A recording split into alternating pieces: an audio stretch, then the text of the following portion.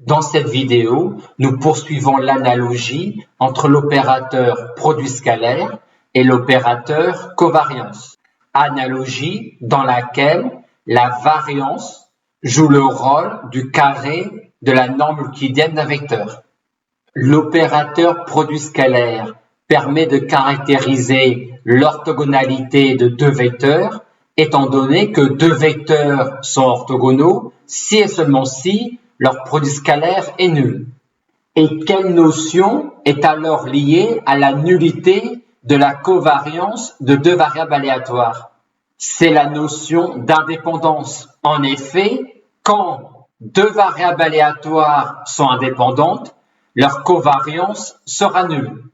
Et ce lien entre l'indépendance de deux variables aléatoires et la nullité de la covariance provient de la définition calculatoire de la covariance de deux variables aléatoires, qui nous montre bien que la covariance est nulle quand les variables aléatoires sont indépendantes, puisque l'espérance d'un produit est égale au produit des espérances quand les variables aléatoires sont indépendantes.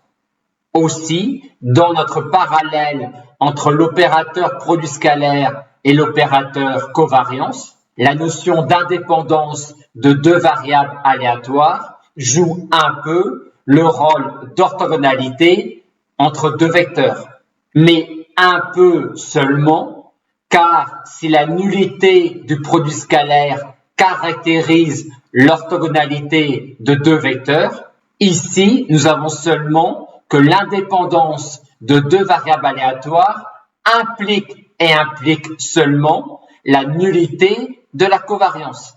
On peut en effet avoir une covariance nulle sans avoir xy indépendante.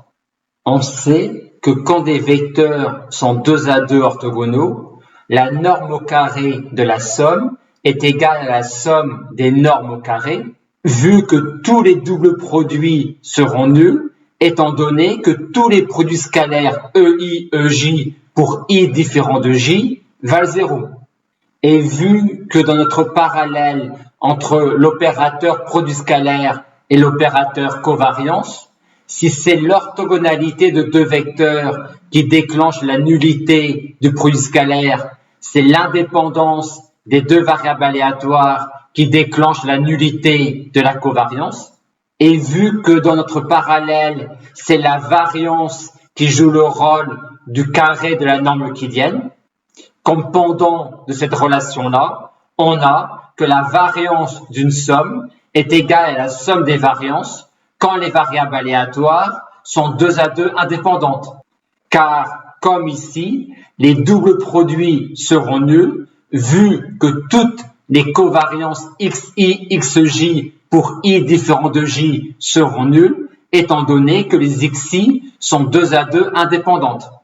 Notons également que quand les variables aléatoires x1, x2, xn sont mutuellement indépendantes, elles sont a fortiori 2 à 2 indépendantes.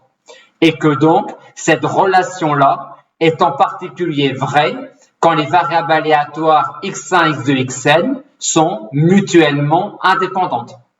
Et la formule sur la variance de x plus a quand a est une constante peut alors être vue comme un cas particulier de cette situation-là, vu que pour toute variable aléatoire grand X, x a indépendante quand a est une variable aléatoire constante, et que nous avons donc alors variance de x plus a égale variance de x plus variance de a.